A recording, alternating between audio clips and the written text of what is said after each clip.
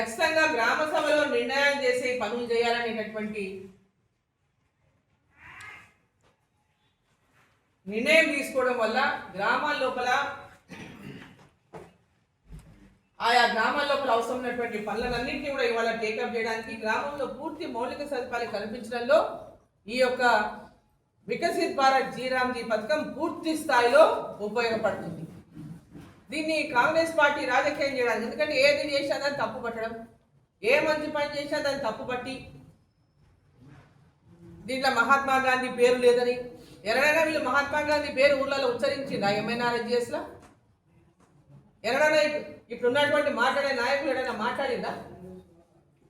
ఈరోజు మహాత్మా గాంధీ పేరుతోనే స్వచ్ఛ భారత్ని ప్రారంభం చేసింది నరేంద్ర మోదీ గారి ప్రభుత్వం అధికారంలోకి వచ్చినప్పుడే.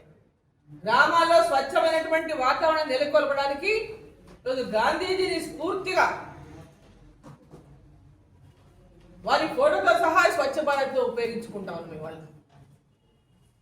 వాళ్ళ చివరి మాటలు, గాంధీజీ చివరి మాట్లాడినటువంటి హే రామ్ అనేటటువంటి మాటలు దీన్ని జోడించే విధంగా జీరామ్ చేసేటువంటి పథకానికి ఈరోజు వికసిత్ భారత్ జీరామ్ అనేటటువంటి పేరు పథకాన్ని పెడితే వాళ్ళకు ఉన్నటువంటి బాధ ఏందని అర్థం కావాలి. వికసిత్ భారత్ లక్ష్యం తప్ప మహాత్మా గాంధీ పలికినటువంటి హే రామ్ అనేటటువంటి పదాలు తప్ప దేనికోసం వాళ్ళ ఆక్షేపణ? గతంలో కంటే మెరుగైనటువంటి విధంగా ఈ పథకాన్ని ఇంప్లిమెంట్ చేయడం తప్ప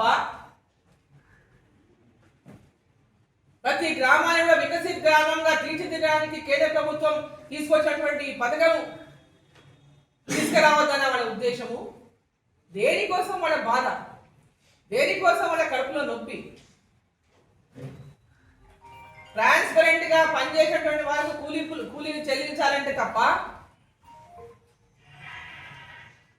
గ్రామ సభలో పనులను నిర్ణయం చేయడం తప్ప దేనికి వీళ్ళు తప్పు పడుతున్నారు?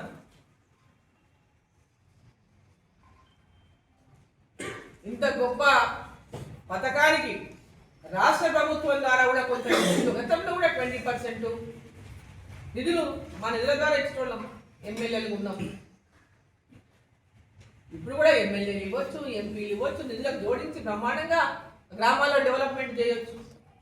మాకంటే కేవలం 5 కోట్లు ఉంటుంది 7 నియోజకవర్గాలకు. ఒక్కొక్క ఎమ్మెల్యేకి స్పెషల్ డెవలప్మెంట్ ఫండ్ కింద ముఖ్యమంత్రి గారు ఓన్లీ కాంగ్రెస్ ఎమ్మెల్యేలకు, కాంగ్రెస్ పార్టీలో టీఆర్ఎస్ పార్టీకి వెళ్ళి చేరిన ఎమ్మెల్యేలకు 5 కోట్లు 10 కోట్లు ఇస్తున్నారు. మళ్ళీ బీఆర్ఎస్కి వెళ్ళి కాంగ్రెస్లో పోయిన వాళ్ళకు కూడా నిధులు ఇచ్చిండ్రు.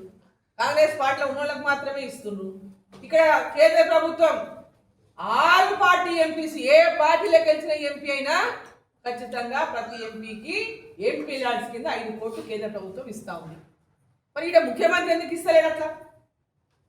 ముఖ్యమంత్రి గారు కూడా అందరు ఎమ్మెల్యేలకు సమానంగా నిధులు ఎందుకు ఇస్తలేరు? గ్రామాల అభివృద్ధి కోసం ఎక్కడ పోతే అక్కడ ఏదైనా చిన్న చితక పనులు అడిగినప్పుడు ఆ పనులు కొంత ఎన్ఆర్ఈజీఎస్ కనుక కొంచెం మ్యాచ్ చేస్తే ఇంకా గ్రామాల్లో పెద్ద ఎత్తున అభివృద్ధి అవుతుంది.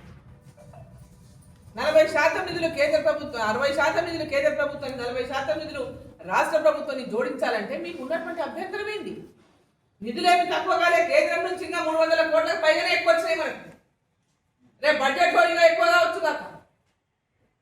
కానీ మీరు ఏదో తగ్గిపోయినటువంటి భావన కల్పించి ప్రజలను తప్పుదో పట్టించేటటువంటి ప్రయత్నం ఏదైతే చేస్తున్నారో అది 100% తప్పని చెప్పి సందర్భంగా నేను తెలియజేస్తాను.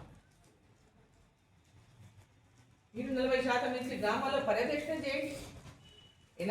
ఎన్ఆర్ఈజీఎస్ లో పనులు చేసినా పర్యవేక్షణ లేదు. మరేగా కేంద్ర ప్రభుత్వం వాళ్ళు వచ్చిన సోషల్ ఆడిట్ ఎవరైనా వస్తే ఇక్కడ ఉన్నటువంటి వాళ్ళను ఎక్కడెక్కడ వాళ్ళ బుద్ధిపుంటే అక్కడ తిప్పి పంపిస్తారు. రాష్ట్ర ప్రభుత్వం యొక్క బాధ్యత లేదా దీంట్లో?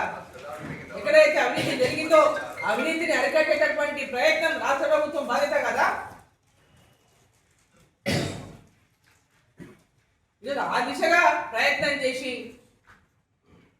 ఈ యొక్క నిధులన్నింటిలో సద్వినియోగం చేసుకొని ప్రతి గ్రామం కూడా పూర్తి మౌలిక సదుపాయాలతో గ్రామాలు అభివృద్ధి చెందాలని కేంద్ర ప్రభుత్వం, నరేంద్ర మోదీ గారి ప్రభుత్వం గ్రామం యొక్క అభివృద్ధి కాంక్షించి వికసిత్ భారత్ జీరామ్ అనేటటువంటి కార్యక్రమాన్ని తీసుకొస్తే మీకున్నటువంటి ఇబ్బందులేమో ఇప్పటికీ మాకు అర్థమైతలేదు. ఓర్వలేకపోతున్నారా మీరు? దాంట్లో రామైనటువంటి పేరు చూసి మీరు ఓర్వలేకపోతున్నారా? మరి మహాత్మా గాంధీ హే రామ్ అన్నాడు, మరి మీరు దేనికోసం మీరు ఓర్వలేకపోతున్నారు? ప్రజలను తప్పుదోవ పట్టియొద్దండి. ఈ పథకాన్ని పూర్తి స్థాయిలో రాష్ట్ర ప్రభుత్వం విజయవంతం చేసి గ్రామం యొక్క పూర్తిగా మౌలిక సదుపాయాలు గ్రామాల్లోకి వెళ్తే ఎక్కడ గ్రామ పంచాయతీ భవనాలు సరిగ్గా లేవు. గ్రామాలకు వెళ్తే అంగన్వాడీ బిల్డింగులు లేవు అనేక గ్రామాలలో. స్కూళ్ళలో అదనపు గదులు అడుగుతుంటే ఒక్క గది ఇచ్చిన పాపన పోలే. గతంలో టీఆర్ఎస్ ప్రభుత్వం 2 లక్షల 2 నెలలు కూడా ఒక్క స్కూల్ కూడా ఒక తరగతి గది అదనపు తరగతి గది ఇవ్వలేము. కేంద్ర ప్రభుత్వంలో వచ్చినటువంటి పిఎంసి స్కూల్ తప్పితే ఒక్క స్కూల్లో కూడా ఎక్కడైతే రిక్వైర్మెంట్ ఉందో స్కూళ్ళలో పిల్లల యొక్క ఆ స్కూల్లో పిల్లలు ఎక్కువ మంది స్ట్రెంత్ ఉన్నారు.